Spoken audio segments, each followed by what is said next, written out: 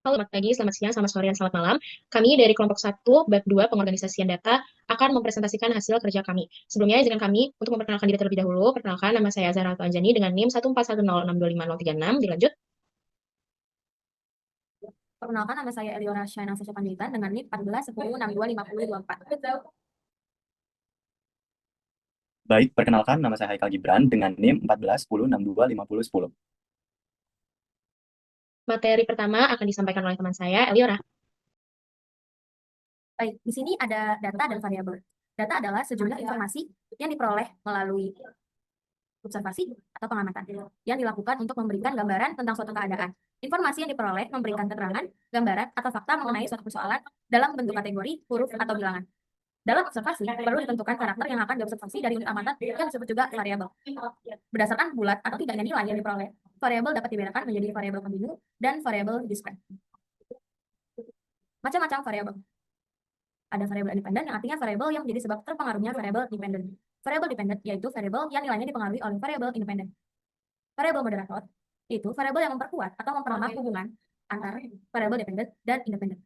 Variabel intervenit seperti variabel moderator, tetapi nilainya tidak dapat diukur secara pasti, seperti kecewa, gembira, dan sakit hati. Variabel kontrol yaitu variabel yang dapat dikendalikan oleh peneliti.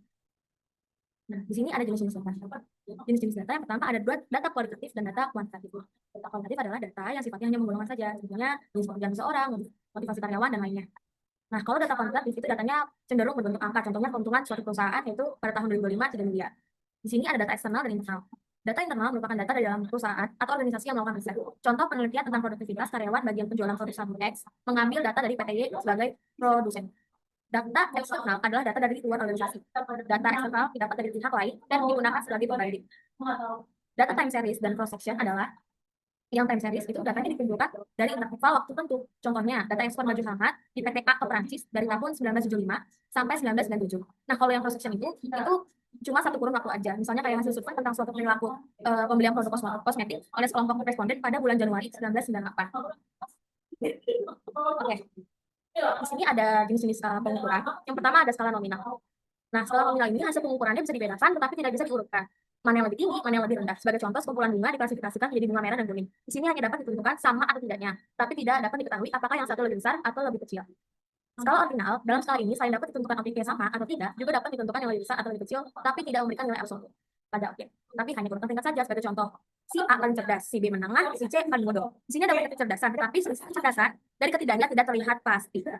Nah, kalau skala interval itu adalah mempunyai jarak tertentu, tapi tidak bisa dibandingkan. Data ini mempunyai satuan pengukuran. Contoh aplikasi dalam penilaian kinerja karyawan dengan skala 0 sampai 100, bila Tasya mendapat nilai kerja karyawan 8 dan Clara mendapat nilai 40, walaupun nilai Tasya 2 kali lipat, maaf, penilaian kinerja karyawan si Tasya itu 80 dan Clara itu mendapatkan nilai 40. Nah, nilai Tasya ini 2 kali lipat dari nilai Clara, tetapi tidak berarti Clara itu kemampuannya itu 2 kalinya si Clara. Untuk skala rasio, artinya itu skala pengukuran yang hasilnya bisa dibedakan, diurutkan menjadi jarak tertentu, dan bisa dibandingkan. Skala ini menggunakan titik 0 mutlak. Contohnya, bila kita ingin membandingkan berat dua benda, berat benda A adalah 50 gram, dan B adalah 100 gram. Kita tahu berat B 2 kali A, karena nilai 0 sebagai titik mutlak. Oke, di sini ada penyajian data. Selesai pelaksanaan suatu observasi, data yang terkumpul perlu disajikan dalam bentuk yang mudah dibaca dan dipahami oleh pihak-pihak yang berkepentingan. Bila data yang terkumpul banyak, sering timbul kesulitan dalam pemahamannya. Untuk itu, sebaiknya data disusun secara sistematis. Di sini ada tabel distribusi frekuensi. Tabel distribusi frekuensi adalah susunan data dalam suatu tabel yang telah diklasifikasikan menurut kelas-kelas tertentu. Pada tabel distribusi frekuensi ada beberapa lajur seperti variabel, frekuensi mutlak, frekuensi relatif, dan frekuensi kumulatif, dan juga nilai tengah. Tahapan penyusunan tabel distribusi frekuensi seperti berikut ini, dan di sini ada contoh gambarnya, hasil dari rumus ini penyusunannya, dan di sini contoh pengaplikasiannya. Oke, selain tabel distribusi frekuensi, penyajian data juga bisa berbentuk dalam grafik. Nah, kalau dalam grafik itu pada umumnya lebih menarik karena tampilannya visual. Nah, grafik dapat ditampilkan dalam bentuk histogram, poligon, ogif, diagram kotak garis atau box plot, diagram batang daun, dan maupun diagram lingkaran atau pie chart. Nah, di sini juga ada penyajian data dalam bentuk histogram. Grafik ini terdiri dari dua sumbu utama dengan 90 derajat. Sebagai sumbu horizontal, apsis sumbu X adalah nilai variabel, sebagai sumbu vertikal, koordinat sumbu Y menunjukkan frekuensi. Nah, di sini juga ada poligon. Poligon itu tampilannya berupa garis-garis kata-kata yang diperoleh dengan cara menghubungkan puncak dari masing-masing nilai tengah. Nah, jadi itu apsis itu adalah nilai tengah itu sendiri. Nah, kalau ogif itu tuh dia menggunakan apsis adalah batas nyala kelas, nyata kelas. Sedangkan sumbu vertikal adalah frekuensi kumulatif. Nah, di sini ada penjelasan tentang tahapan penyusunan diagram batang daun. Di sini ada 5 tahapan seperti yang ada di layar. Nah, di sini juga ada diagram kotak garis. Nah, diagram kotak garis ini diperoleh dari hasil pencarian 5 angka, yaitu nilai minimum, nilai kuartil 1, median, nilai kuartil 3, dan nilai maksimum. Nah, di sini juga selain ada nilai 5 tadi, ada juga nilai hamparan yang diperoleh dari selisih kuartil 3 dengan kuartil 1, yaitu H sama dengan Q3 dikurang Q1. Dan juga di sini juga diagram kotak garis juga menggunakan nilai ekstrim atas. Nah, di sini ada grafik lingkaran atau pie chart, salah satu juga penyajian data. Nah, penyajian data dalam bentuk lingkaran ini dibagi menjadi beberapa bagian sesuai dengan banyaknya kelas, dengan memperhitungkan sudut suatu lingkaran penuh, yaitu lingkaran 90 derajat. Seperti contoh kayak gini. Usia karyawan, ada yang 20 tahun, 21 tahun, dan 22 tahun. Nah, di sini juga ada terdapat data-data jumlah karyawannya. Nah, di sini jumlah karyawan dibagi dengan 64 dan dikali 360 derajat dengan hasil 45 derajat. Nah, hasil dari ketiga ini adalah tabel berikut ini. Dengan keterangan yang putih merupakan usia 20 tahun, yang hitam merupakan usia 21 tahun, dan yang abu-abu merupakan usia 22 tahun. Di sini kami akan melanjutkan tentang ukuran pemusatan yang akan disampaikan oleh Haikal Gibran. Baik, terima kasih Liora. Sebelumnya, materi selanjutnya yaitu ukuran pemusatan. Agar penyajian kumpulan data lebih mudah dipahami, statistika menyediakan metode penyusunan data dalam bentuk distribusi frekuensi. Tapi, distribusi frekuensi yang terbentuk masih mengandung banyak elemen. Maka dari itu, diperlukan nilai yang dapat mewakili data yang terkumpul. Suatu kumpulan data biasanya mempunyai kecenderungan untuk memusatkan pada nilai tertentu yang disebut nilai pusat. Dalam statistika dikenal beberapa macam ukuran nilai pusat. Yang paling banyak digunakan adalah rata-rata hitung atau arithmetic mean, median, modus, rata-rata, tertimbang, rata-rata ukur, dan lain-lain. Next.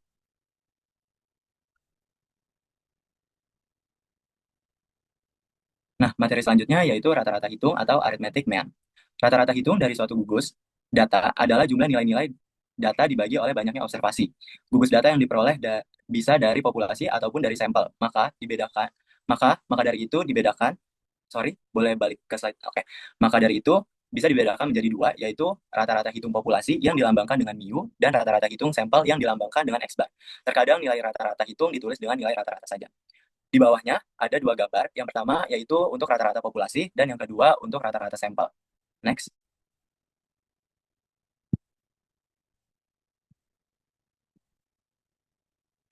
Oke, selanjutnya yaitu median. Median adalah nilai tengah dari nilai-nilai pengamatan yang disusun secara teratur. Menurut besarnya data, median merupakan ukuran nilai pusat yang dapat digunakan untuk data yang dikelompokkan maupun data yang tidak dikelompokkan. Contohnya di bawah yaitu N plus 1/2, dengan N menunjukkan jumlah observasi secara keseluruhan untuk keperluan tersebut. Nilai-nilai pengamatan terlebih dulu diurutkan dari kecil ke besar atau sebaliknya. Dan ini contoh pengaplikasiannya. Next.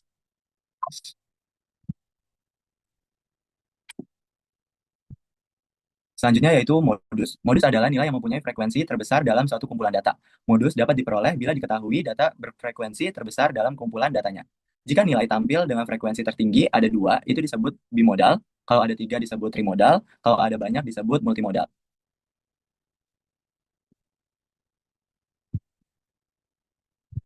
Nah, untuk tabel distribusi frekuensi tergolong modus dapat diperoleh dengan pendekatan berikut.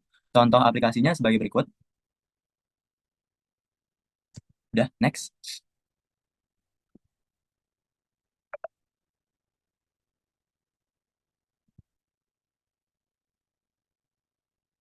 Nah, selanjutnya yaitu ada rata-rata ukur atau geometric mean. Rata-rata ukur pada umumnya digunakan untuk mengukur tingkat perubahan atau rata-rata rasio. Rata-rata ukur ini terutama digunakan untuk merata-ratakan data yang rasio dari suku-sukunya yang berurutan, kira-kira tetap, misalnya laju perubahan, rasio, atau indeks ekonomi. Di sini ada rumus dari rata-rata ukur, yaitu G sama dengan, sorry, boleh slide berikutnya.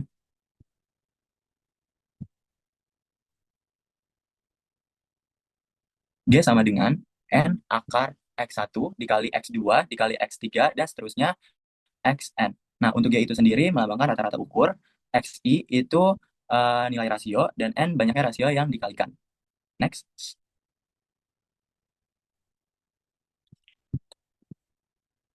Dan ini contoh pengaplikasiannya. Boleh di next. Selanjutnya yaitu ada rata-rata tertimbang. Sebenarnya rata-rata tertimbang hampir sama dengan rata-rata hitung. Tapi bedanya yaitu rata-rata tertimbang digunakan bila setiap data tidak sama pentingnya atau tidak sama kuantitasnya. Berikut yaitu rumus yang digunakan adalah X bar sama dengan sigma X dikali W per sigma W. X bar itu melambangkan rata-rata tertimbang, X yaitu nilai pengamatan, dan W yaitu pembobotan. Next.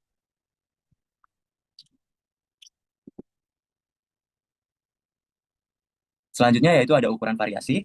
Ukuran pemusatan dapat digunakan untuk menampilkan ringkasan data dalam suatu nilai tunggal yang menunjukkan rata-rata distribusi. Namun, bila nilai pusat tersebut ditampilkan dalam suatu nilai tunggal, akan diperoleh gambaran yang tidak lengkap tentang gugus data yang dihadapi sehingga dapat menyebabkan kesalahan interpretasi. Contohnya yaitu di Departemen Produksi PT Star, output 5 pekerjanya dalam unit pada tanggal 1 Januari 1997 adalah 67877, sedangkan di Departemen Produksi PT Fresh yang bergerak di bidang yang sama yaitu output di hari yang sama adalah 3, 5, 7, 9, 11. Rata-rata output pekerja keduanya sama yaitu 7 unit per hari. Meskipun demikian, hasil produksi para pekerja di PT Fresh lebih bervariasi daripada di PT Star. Next. Selanjutnya yaitu ada rata-rata hitung atau arithmetic mean. Range adalah selisih antara nilai maksimum yang dengan nilai minimum dalam suatu gugus data.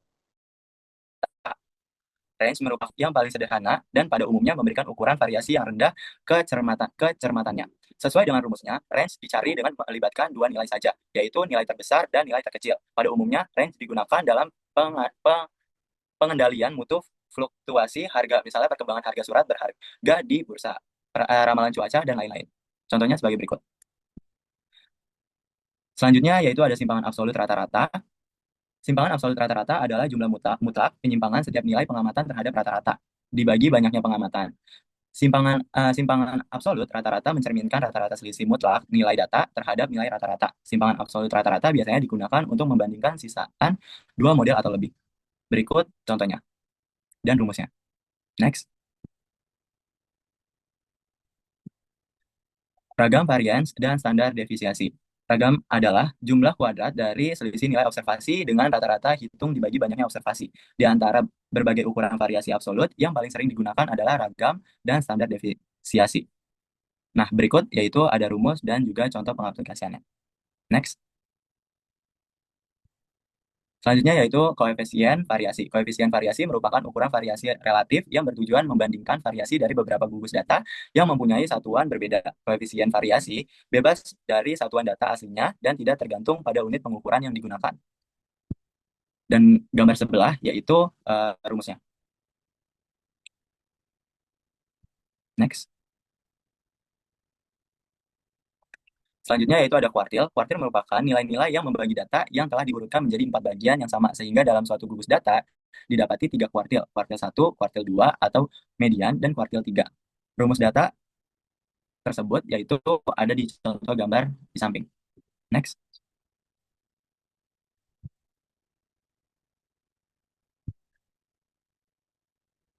Selanjutnya yaitu ada persentil. Pada umumnya persentil digunakan untuk membagi data bergolong menjadi 100 bagian yang sama. Karakter persentil mirip dengan kuartil, pembedanya pada perseratusan data yang telah diurutkan. Rumus persentil untuk data bergolong adalah sebagai berikut. Next. Materi selanjutnya akan dilanjutkan oleh Caca. Oke, makasih Haikal Gibran. Selanjutnya adalah materi aplikasi praktis ukuran pemusatan dan ukuran variasi. Nah, biasanya digunakan untuk memberikan informasi tentang bentuk distribusi data dan kegunaan lain. Boleh next. Nah, di sini ada bentuk distribusi data. Yang pertama ada distribusi simetris. Nah, itu adalah banyaknya data lebih kecil dari nilai medium atau nilai rata-rata. Sama atau hampir sama dengan banyaknya nilai data di atas nilai median atau nilai rata-ratanya. Jadi, nilai rata-rata median dan modusnya itu sama. Salah satu distribusi simetris yang banyak digunakan adalah distribusi normal, yaitu jika data berdistribusi simetris dan unimodal, yaitu satu modal. Bisa di next? Selanjutnya ada distribusi tidak simetris. Dia tidak memiliki kriteria dan dikenal sebagai distribusi menceng ke kiri ataupun ke kanan. Menceng ke kanan itu ada satu atau beberapa data yang terlalu ekstrim atau terlalu besar dijumpai pada kondisi seperti di bawah. Selanjutnya ada menceng ke kiri, yaitu ada satu atau beberapa data yang secara ekstrim terlalu kecil dijumpai pada kondisi seperti di bawah. Boleh di next. Selanjutnya ada penggunaan koefisien Pearson. Tingkat kemencengan suatu distribusi diketahui melalui koefisien Pearson sebagai berikut. Seperti contoh yang ada di bawah, ada rumus dan penjelasannya.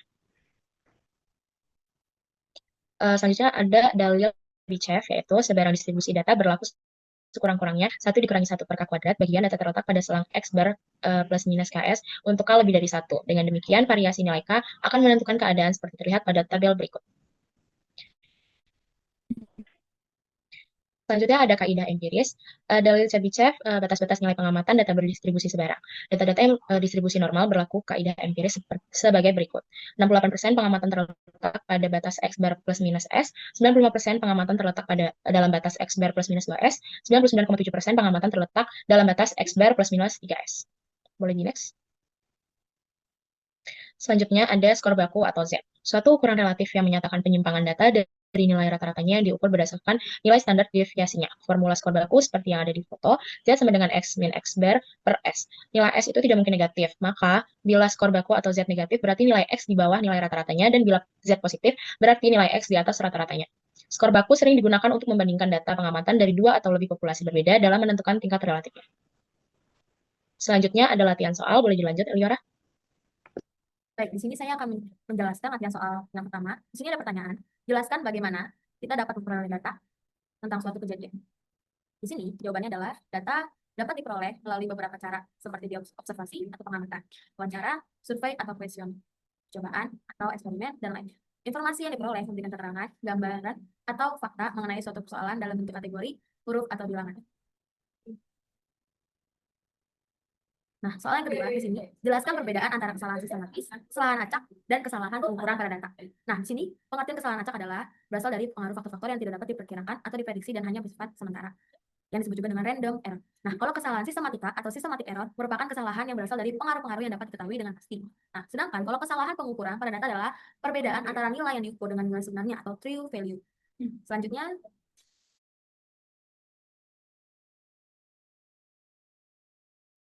Baik, untuk latihan soal berikutnya yaitu jelaskan perbedaan antara tampilan data yang diperoleh dengan menggunakan histogram dan diagram batang daun. Dalam hal ini, manakah yang memberikan informasi lebih banyak?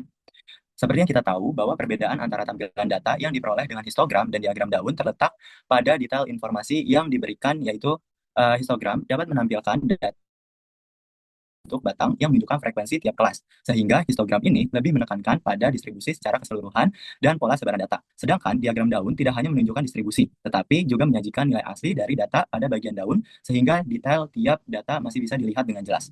Dengan demikian, dapat disimpulkan bahwa diagram batang daun memberikan informasi yang lebih banyak karena data asli tetap dapat ditampilkan. Boleh di next? Oke, latihan soal selanjutnya yaitu bila kita mempunyai dua populasi data, maka manakah yang lebih memberikan informasi bila kita ingin menyajikan dalam grafik, penyajian dengan poligon, ataukah dengan histogram? Yang lebih memberikan informasi bila kita ingin menyajikan dalam bentuk grafik, yaitu penyajian poligon, karena poligon memiliki kelebihan di mana garis frekuensi dari populasi dapat digambarkan dalam satu bidang dengan jelas. Artinya pola atau tren atau benda di antara keduanya mudah untuk dilihat. Sedangkan histogram, jika kita menampilkan dua histogram sekaligus, grafik tersebut bisa menumpuk sehingga overlap. Hal tersebut dapat mempersulit kita saat membandingkan secara langsung.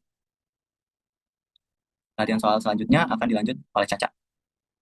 Baik, terima kasih. Latihan soal nomor 22 dari kondisi berikut ada ukuran sampel, rata-rata, dan standar deviasi. Yang pertama ada hitunglah rata-rata keseluruhan. Nah, caranya itu kita mengurutkan, kita tulis dulu ukuran sampelnya seperti tabel di atas, lalu rata-ratanya juga dan standar deviasinya. Lalu rata-rata keseluruhannya kita akan hitung satu persatu dari contoh 132 dikali 465. Jadi kita hitung satu-satu dari ukuran sampel dan rata-ratanya per kolomnya. Lalu akan ada hasilnya 123.235 dibagi dari standar deviasinya yaitu 4.930 dan dihasilkan 126,4. Lalu yang kedua ada menentukan sampel keberapa yang datanya paling beragam. Jadi sampel yang paling beragam adalah sampel ke-9.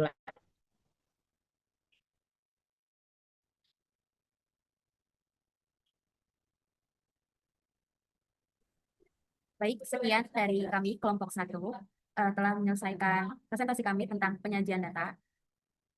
Kurang lebihnya kami meminta maaf. Assalamualaikum warahmatullahi wabarakatuh. Wah, barokah.